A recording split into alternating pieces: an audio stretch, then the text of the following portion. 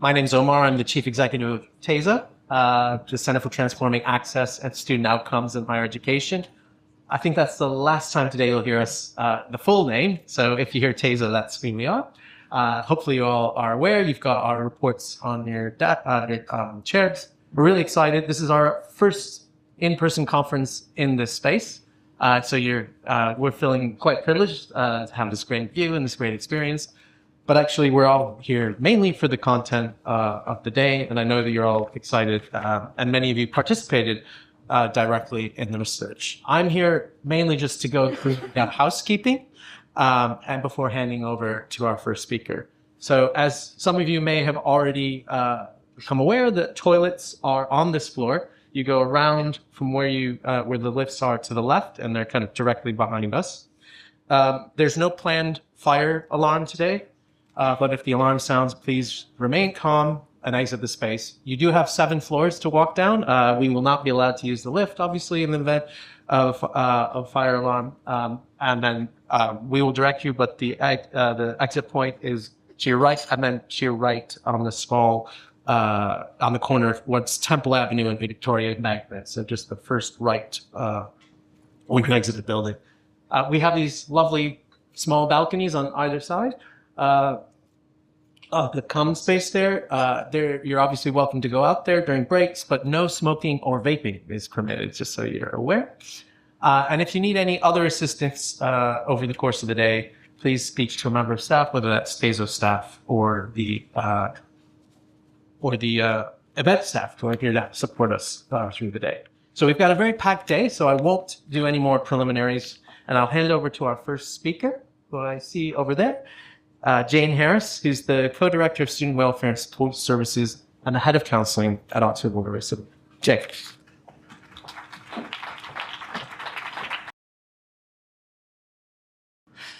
Okay, so thank you so much to Omar and TASO, and it is lovely to see everybody.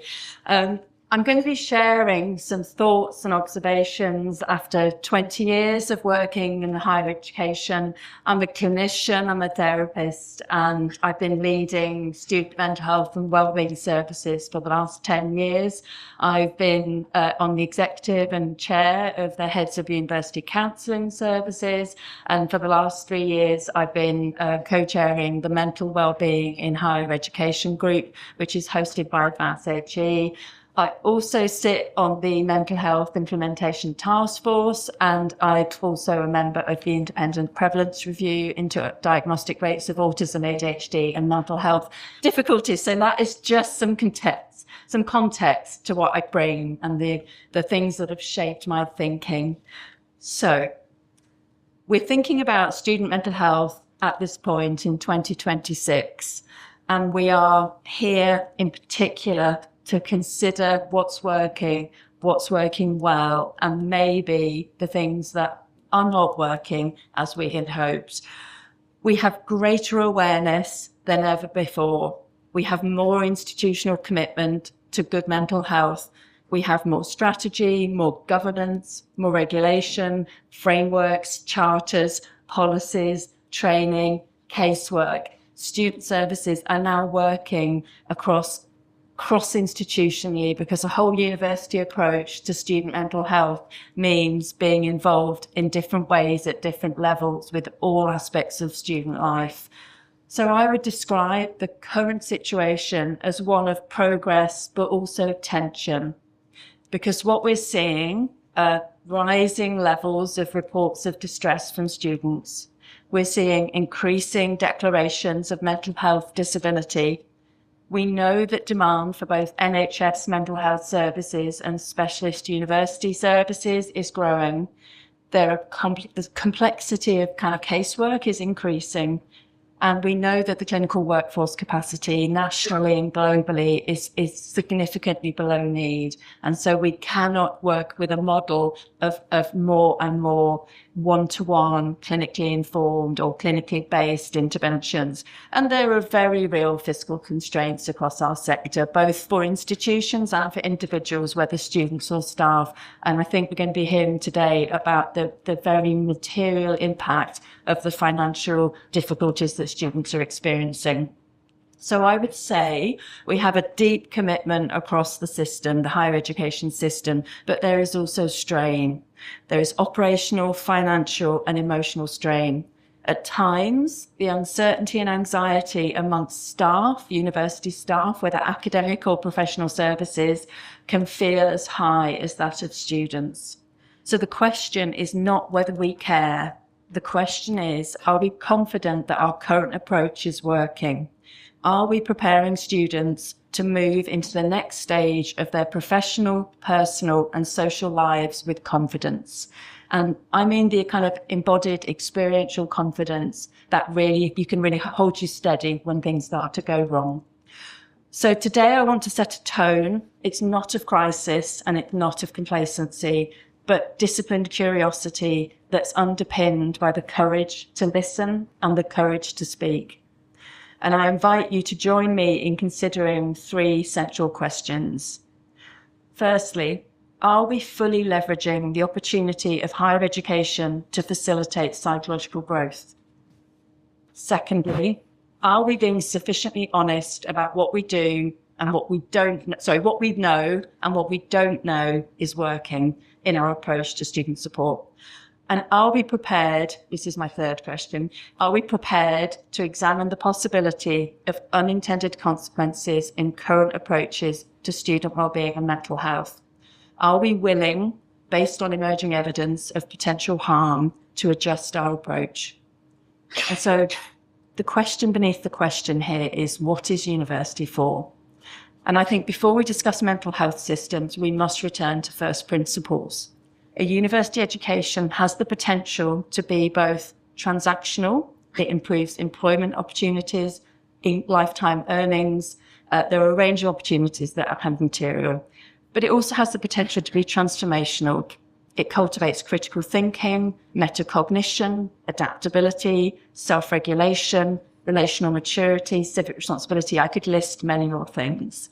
The competencies that are developed through academic mastery, including executive functioning skills, cognitive flexibility, frustration tolerance, autonomy, perspective taking, they're not incidental. They're foundational to academic success and also personal development and good mental health.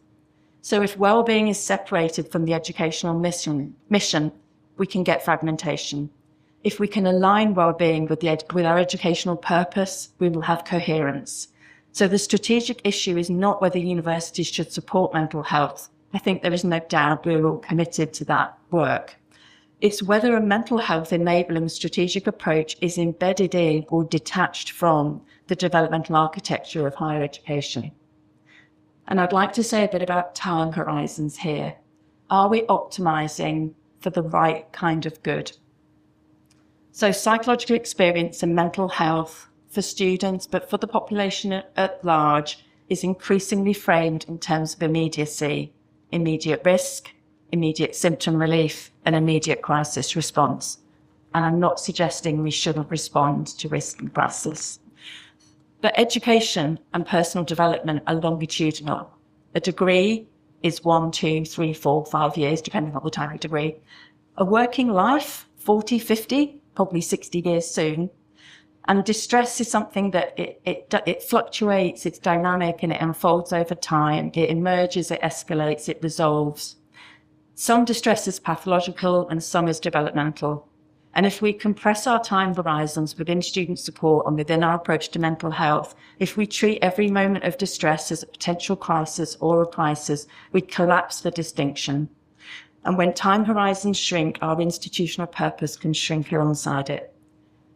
Are students telling us at the point, when they're with us or at the point of graduation, that they have developed or they are developing their adaptive capability, their emotional regulation, frustration tolerance, their capacity for disagreement, and their recovery after setback? I think it's really important that we recognise that short-term relief and long-term capability are not identical, and that our leadership requires clarity about what we're optimising for and a mature, balanced approach to short, medium and long-term considerations within the support of student mental health.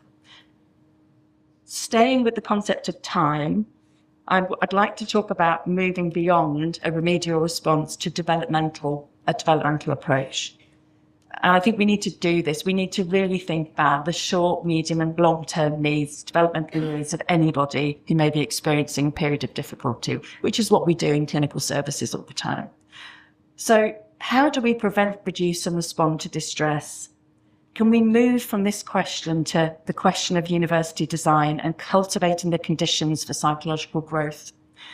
Attending university provides access to well-established determinants of health. And if you look at the World Health Organization, socioeconomic determinants of health, you will be able to tick most of the boxes in terms of university experience, which is not, again, to devalue or detract from the known areas of potential vulnerability around transition. There are a lot of things that we do need to attend to, but I think we need to recognise that the experience of university has the potential to offer social connection, structured purpose, intellectual stimulation, identity exploration, exposure or the experience of being within diversity, economic opportunity, and development of executive functioning skills. University is not merely a site where distress emerges. And I think if you've kind of tracked the changes in like public discourse and media representation of the last 10 years, I sometimes think that university is being presented as a risk for young people to go to university. So I would say that higher education is a powerful developmental institution. And I'd also say that personal growth, and I think if you're in leadership roles, you'll be aware of the increasing focus on the leadership of self and the skills and qualities that we all require to move through our lives professionally, personally, and socially.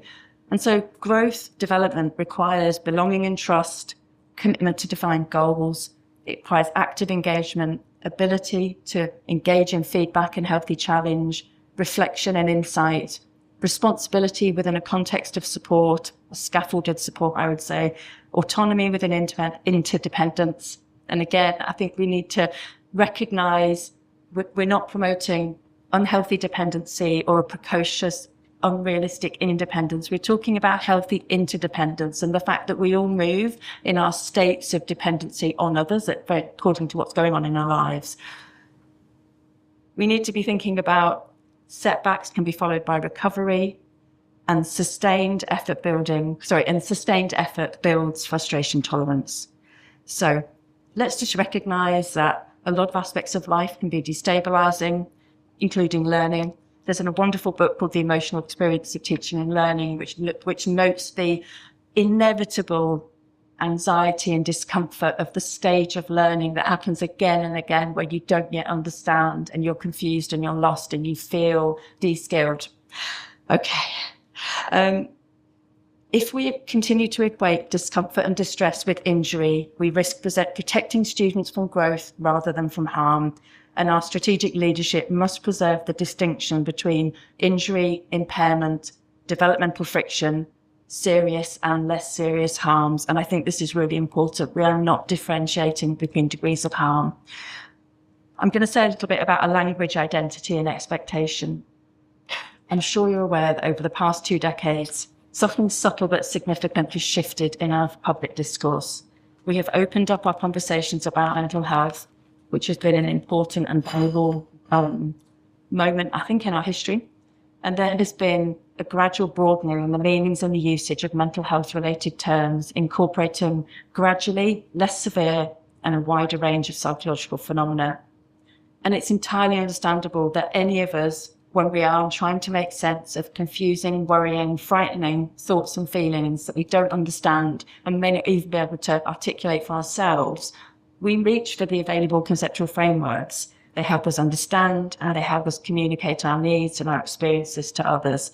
So this is not to suggest that anybody using the current discourse is at the fault. It's just noting a social trend. Within university support services over the last 20 years, we've seen a marked shift, and this has been noted by heads of counselling and mental health for many years. Students 20 years ago, when I started practicing, routinely talked about being stressed, unhappy, lost, sad, angry, hopeless, embarrassed. And I noticed over 10 years of reading student pre-intake forms, of which there are more than 20,000 I worked out, that the words have gradually been replaced with social anxiety disorder, depression and severe depression, trauma, dissociative identity disorder, OCD, and there are many, many more. And I'm not saying that we don't have students who have these diagnoses and that for that would be valuable. It's just noting a social trend. Because language doesn't merely describe experience, it shapes our interpretation, our identity, and in turn our lived experience. Moving from experiential language to diagnostic language, it shifts the focus from a temporary state to a matter of identity, from transience to permanence, and from coping to catalyzation. Diagnosis matters, of course it does. It supports insight, understanding, it helps communicate need, it reduces stigma, it's a gatekeeper to services, and it's a guide for treatment. But when diagnostic frameworks expand to capture increasing proportions of normal emotional life, identity formation may shift accordingly. There is growing evidence that those who define their experience through diagnostic frameworks are more likely to adopt disorder-based identities, and those with disorder-based identities are more likely to have a reduced sense of personal agency, less positive beliefs about recovery, and lower rates of improvement. And there is a growing evidence base for this. University is an important time of identity formation for many, particularly those between 18 and 25, what we would call emerging adulthood in psychological terms. So we must ask ourselves, are we building capability, agency, and instilling hope? Or are we consolidating illness-centered identities at a critical time in many students' lives? And there is evidence here. In addition to the work with populations, we know that responsible media reporting guidance around suicide exists because framing influences behaviour. The language we use shapes people's actions. Expectation effects are well documented, including the nocebo effect, and they demonstrate that priming individuals to anticipate adverse outcomes increases reporting and experience of those outcomes. And social learning theory shows that exposure, normalization, and identification influence behavior. This does not invalidate awareness raising. It complicates it, and it asks us to reconsider our approach. Balanced institutional language, we should be exercising caution. Let's talk about potential stress, potential trauma, potential harm. Let's avoid prescriptive and presumptive emotional framing. And let's note the oath determinative meaning, which goes back to Freud. Any one event has multiple and often quite contradictory emotional qualities and meanings for us. We have to acknowledge variability of responses, differentiate difficulty and distress from disorder, and emphasize capability alongside support. Let's be balanced in all times. In the interest of time, I'm going to try and wrap up and move on to the end.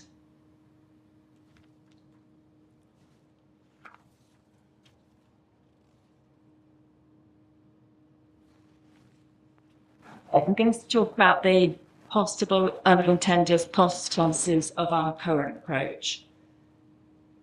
Are we endorsing a pathologization of everyday life and experience? Are we participating in lower thresholds for self-interpretation of difficulty as illness? Are we contributing to increasing medicalization and diagnostic rates? Are we supporting our students to consolidate their identity around the notion of disorder? Are we actually reducing agency? Are we creating dependency on mental health services? And are we diverting resources from those with the greatest need? We may have become better at recognizing the presence of mental illness, but have we simultaneously become worse at recognizing its absence? So I'm going to get to my final thoughts. I'd suggest there are a number of strategic commitments we need to make with all of this in mind. We need to align mental health related strategies with the educational purpose of our institutions. We need to embed wellbeing within academic design, not alongside it. And if you actually look at the core activities of therapy and education, they're very similar. And what happens when something goes well in both settings is very similar. We need to preserve diagnostic precision for those with significant clinical need. And we need tiered systems. We need to think about developmental support, therapeutic interventions where needed, and specialist clinical care. And we need to frame our communication differently. Let's differentiate distress from disorder and emphasize capability as well as care. We need to evaluate longitudinally, which is why we're here today. And we need to track functional and development outcomes, not just symptom reduction. Let's embed evaluation into the design of our work, and let's maintain balance and evenness, avoid alarmism, avoid complacency, and communicate the uncertainty when we don't yet know. So my final thoughts are that we're operating in a context of demand and complexity. Mental health is biopsychosocial and health-determined. Social and economic determinants are shifting, and the digital and cultural world is moving faster than we can keep up with in terms of looking at the evidence. Oversimplification carries risk, and a remedial approach is insufficient.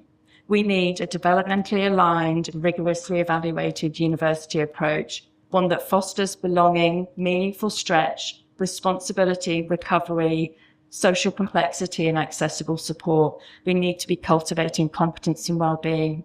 Students thrive, we all thrive, when we experience belonging, being told we're capable, that we are expected and able to grow, that we will face, this is the honesty, we will face difficulty, frustration, and things will be unfair. Sometimes things go wrong in our lives and it's nobody's fault. We're fallible, we're all fallible and we make mistakes. And students, all of us may not agree with the decisions made around us, but we will treat each other fairly, and we will not abandon students. This is the central tenet, I think, of our work, which is we can't stop things happening, but we can make sure people aren't alone as they try to navigate the impact. So the test of our system is not whether distress disappears. We cannot eliminate the inevitable things that are going to happen in life. It is whether we are helping to shape citizens who can navigate grief, stress, disagreement, uncertainty, and failure without collapsing into fragility. Strategic leadership requires us to hold simultaneously potential harm and growth, protection and challenge, distress and disorder, relief and resilience. And my final provocation is, can we design institutions that are able to serve the immediate needs of students while furnishing the skills to fulfill the hopes and ambitions of every student's future self and society? Thank you.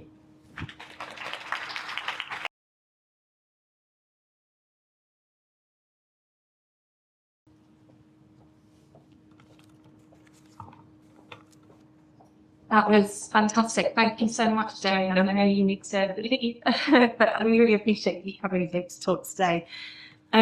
Some really helpful publications there for us as we start to look through our reports today. I'm particularly taken with the phrase disciplined curiosity, and I hope that's something that we have a bit of at TASO and we can bring to our discussions, as well as honesty in facing up to what we do know and what we don't know in this space.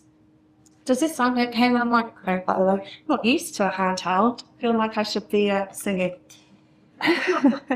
So before we get into the reports, which are printed on your seats, I do have a few of my reflections and thoughts, kind of overarching thoughts to frame the day. And of course, all of you in the room today will know that recent concern for student mental health has risen dramatically, especially in wake of the COVID-19 pandemic. So today, we know that 1 in 5 students are living with a diagnosed mental health condition, and mental health challenges are the most common reason students leave higher education. We've published work on this, which you can read about on our website. These are not just statistics. They represent real students in your institutions whose academic journeys are being disrupted by challenges that require our attention and our action. But we know that higher education providers are under significant pressure, as Jane has already outlined so clearly, and demand for the support continues to rise year after year. Despite the rise in need, actually far fewer students access the support than the prevalence data would suggest. This puts universities in a precarious position, because on one hand, you want to encourage students who are struggling to seek help, and on the other hand, you have to manage the services which are already stretched, and that's a very difficult challenge to address.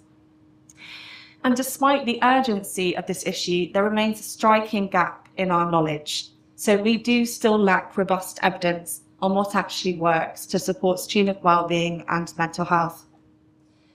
In 2023, we published our Student Mental Health Toolkit, which highlighted a significant gap in high-quality UK evidence, in particular, across most types of interventions which are commonly used in this space. And you can read that on our website. Perhaps equally concerningly, we have very little evidence which links to student outcomes. So things like attendance, continuation, and academic engagement. So in other words, just when the action is needed most urgently, the evidence base is still catching up. And as you can see in the projects we're talking about today, this stuff takes time necessarily, but there is an urgency around this without alarmism, but to build the base as quickly as we can. So in 2024, we commissioned 3 evaluation projects, all on the space of wellbeing and mental health, because we saw this as such an emerging need for the sector. And these cover a range of different methodologies, which you'll hear about today. Each project also covered different types of interventions to try and cover a bit of the spread and diversity in the space, which we thought would be the most informative for colleagues in the sector working in this area. And today you'll hear about the findings of 2 of those projects, which we'll come to in due course. But before we start, I wanted to start with a note on the framing of this work and the mental health in these projects. So the interventions which we evaluated focused on wellbeing in its broadest sense, embracing social and psychological wellbeing alongside academic engagement. These are not clinical treatments for mental illness.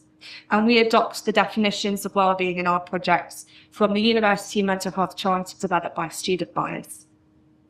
So that definition describes wellbeing as a state that allows an individual to fully exercise their cognitive, emotional, physical and social powers. So perhaps that's quite well aligned with Jane's comments on making sure this is integrated in a positive and a healthy student experience throughout higher education. So crucially in that framing, low wellbeing can exist in the absence of a diagnosed mental health illness, and that distinction matters because it allows the sector to embrace a social model of care, working alongside clinical approaches rather than relying on them alone. So, onto the projects. And you'll hear detailed findings shortly, and you can flip through the nice printed reports on your chairs. But before we do get into the detail, I want to offer a few reflections. First, a technical reflection for those of you who are evaluators in the room, although I suspect many of you do a bit of evaluation even if you're not an evaluator.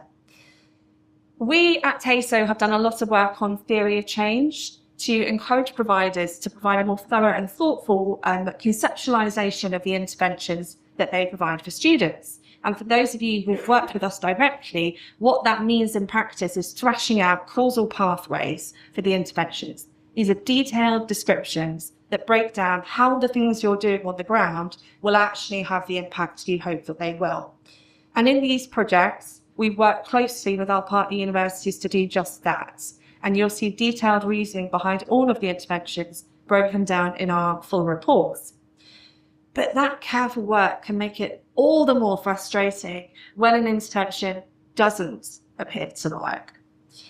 And if you're a researcher or an academic, that's all just part of the process. And a null result or something that doesn't work is quite interesting. It's grist to the mill, it's process of inquiry. But for staff in universities, it means something more immediate. Because when things don't work, it means the students didn't get the support that you planned, and you have to go back to the drawing board and start all over again or iterate what you're doing. So these aren't abstract research questions we're talking about today. They have real consequences for students. So the stakes are high, and I need to get this right. My second reflection is around the substance of these projects. So our first set of trials, which you'll hear my colleague Rob talk about in due course, looked at light touch and nudge interventions based on learning analytics systems. And the results are clear. These prompts do not appear to improve student outcomes. This is a pattern that we've seen repeatedly in our work on analytics systems. Generic communications, whether texts, emails, app notifications, often fail to gain traction with students. And that means that the students who are furthest from the institution are never really able to connect with the student support services designed specifically for them. And perhaps that's not surprising, because even on our best days, how many of us have swiped away generic communications, emails and texts, but particularly when we're feeling our worst, we're the least likely to respond. And as my colleague Tatiana pointed out to me, these messages are from an institution, and although well-intended, lack an intention of care behind them. There's no one person who's going to help you if you are facing a challenge. These are messages sent to hundreds or thousands of students. And if we want to reach students who feel distant from their institution, the culture, campus and support systems, I think we need to invest more and try harder to get closer to them. My third reflection is simple. When it comes to student support, there is no substitute for human connection. The projects we're discussing today sit at opposite ends of the spectrum. So on one hand, a light touch scalable intervention, and on the other hand, interventions directly built around human interaction. And light touch approaches are attractive because they promise large reach at low scale. And I'm not undermining the value or benefit of those nudges in certain contexts. But here they did not move the dial. By contrast, in the theory-based evaluations, while they're not generalizable, we have a really consistent story about rich social context and staff relationships. And if I look back across the last 6 years of TASO's work, that theme does appear again and again. Across projects, across topics, across institutions, strong learning environments are built on strong social connections. And that's very expensive, but what's the cost of not doing that? My fourth reflection is around targeting, and you'll see this in our messaging around the report today. So at a time when staff and students face real financial pressures, we need to be honest about the challenges students face.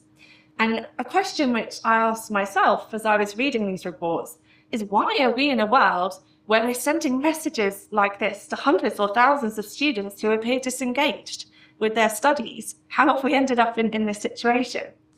Universities are facing an overwhelming tide of students reporting difficulties, and in that context, broad communications might feel like the only practical options.